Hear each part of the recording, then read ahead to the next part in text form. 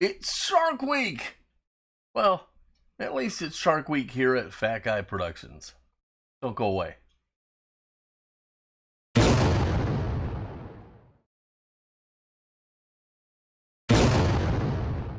Hello, gang, and welcome to Fat Guy Productions. I am Paul, coming to you, as always, from beautiful Las Vegas, Nevada. Today is my own little Shark Week as we tie a fun paracord bracelet. Now, this happens to be one of my personal favorites, the Shark Jawbone. This is a great 1 or 2 color tie. It looks amazing. It's fun to tie. It's simple to tie. So, hey, let's just jump right into it. So, as I said, I'm going to show you today how to tie the Shark Jawbone Paracord Bracelet. Now, I'll be making a 2 color tie. In the description, I'm going to add a link to a PDF that will give you the necessary data you need for this tie, as well as a graphic of the knot. That way you can just print it out, keep it handy. Anytime you want to tie this, pull the sheet out. To start, you're going to need about 1 foot of cord per inch of bracelet. In this case, I'm tying mine about 10 inches long, so I'm going to need at least 10 feet of cord. Or, in my case today, I'm going to need 5 feet of black and 5 feet of gray. Now, I'm actually going to pull off about 6+ feet of each because I hate coming up short. So I always add in a couple of extra feet. Now, you can always take that extra cord at the end and you can make pens with it or any number of other things. But coming up short is a real bummer. Anyhow, doing pens? That's a video for a whole nother day. I need to join the 2 color cords together, and the best way I know of is with the Manny method. But today, I'm going to show you a faster, easier way, and it's the one that everyone starts with, melting the cords together. I'm going to hold both cords' ends close so I can melt them at the same time. Then, I'll hit them both with my torch. A lighter will work here too. And once you have a nice gooey bubble of molten cord, you can go ahead and press the ends together in line and hold them lightly while the ends solidify together. Once they cool a bit, I'll wet my fingers and roll the joint between them to kind of flatten the joint out, and boom, done. 1 cord, 2 colors. Now, this tie can be done without a jig, but I highly recommend getting one. It makes life so much easier. This is my Mr. Coop jig. It's fantastic, and I'm going to put a link in the description. I personally like metal buckles. Plastic work just fine, but for me, I like the metal ones. Anyhow, I'm attaching mine to the jig.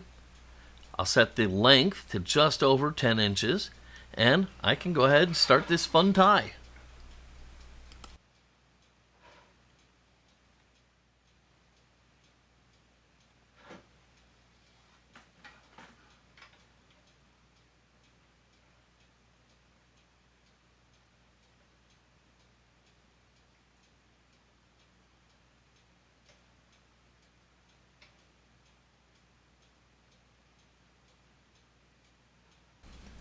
So to get started, make a bite in the middle of the cord just off to one side of the melted joint. Then you take that bite and you feed it up through the bottom of your buckle. Now, make sure the color you want to be the dominant one is on the right side as you're looking down at it. With the loop through the buckle, feed the running ends of the cord through that loop, and this is your basic cow's hitch. And you're going to use this all the time, so don't forget it. Now, as you tighten the cow's hitch, make sure the melted joint is off to the side but still near the buckle. This will eventually get hidden underneath the tie. Bring your running ends up and feed them from the top down through the buckle, then pull them through and splay them out to either side of you.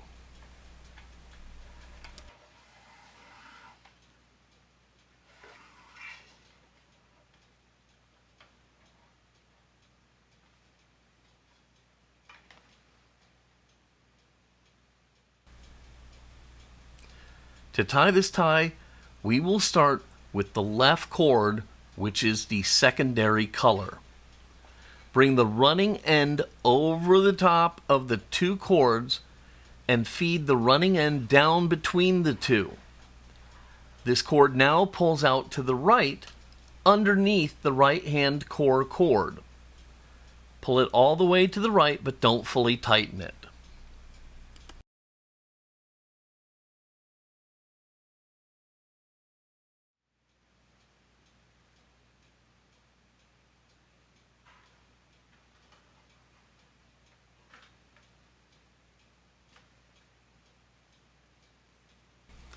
Now we'll take the original right-hand cord, which is the primary color, and we're going to bring it over the top of all of the cords, cross over the secondary cord you were just working with, and feed this down through the center line just like you did before.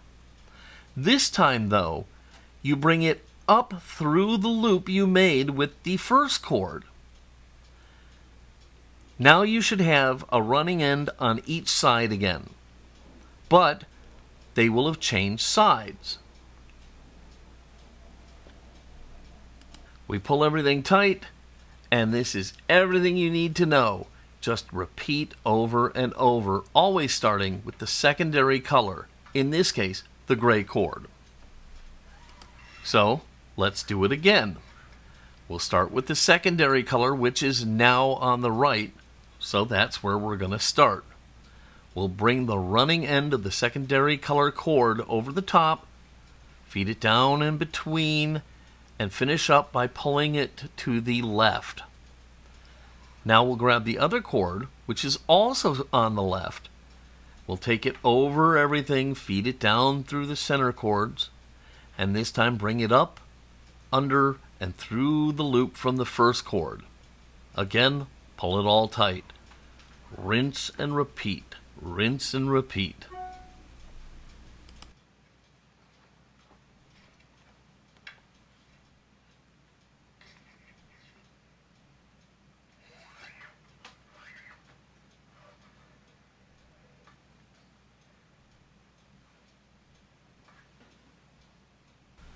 So I'm going to go ahead and pick up the pace a bit here, and we'll just talk about it as we go.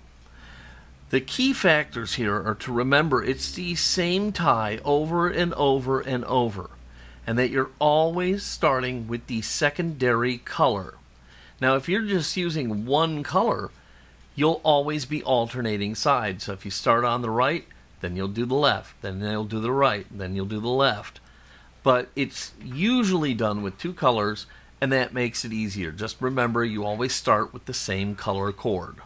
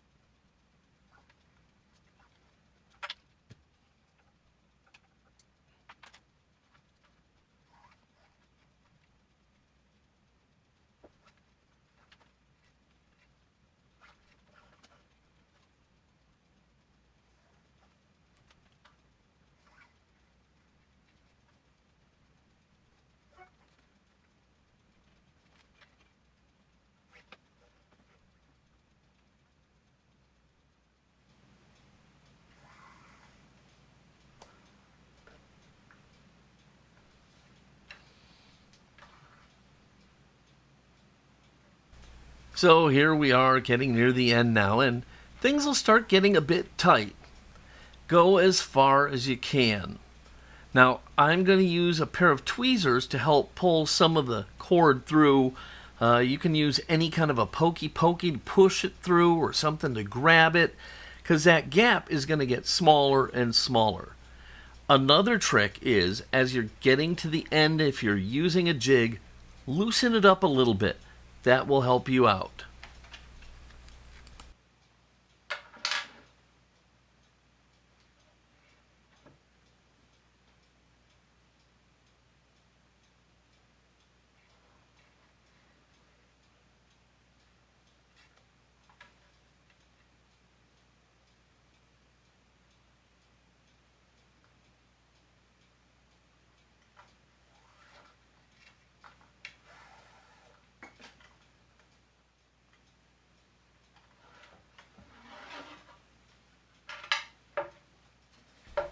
Okay, so I've gone about as far as I can, so I'm going to remove the bracelet from the jig so that we can go ahead and cut off the ends and finish this project up.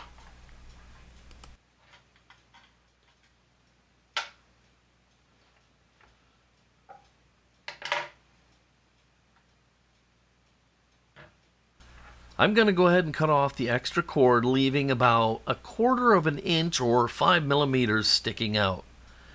Now, I like to use a thimble here to give my melted ends a great finished look. So, I just carefully melt the end, and then I squish the melted glob with the tip of the thimble, and I get a nice, round, finished end with a little bit of a pattern in it, and it looks really, really nice.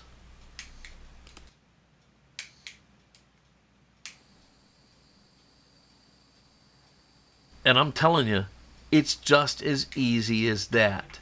We are now done with our Shark Jawbone Paracord Bracelet, and I have to say, it looks fantastic.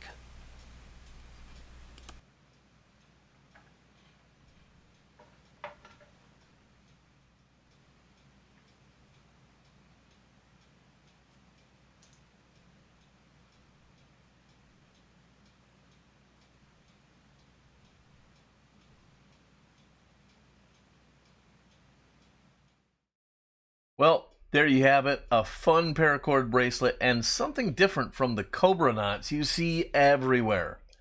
This simple tie can really open up the options for you. It can allow you to create a great new look. You can mix and match colors, and it's just a fun looking paracord bracelet. I hope you loved this video. If you did, please give it a big thumbs up.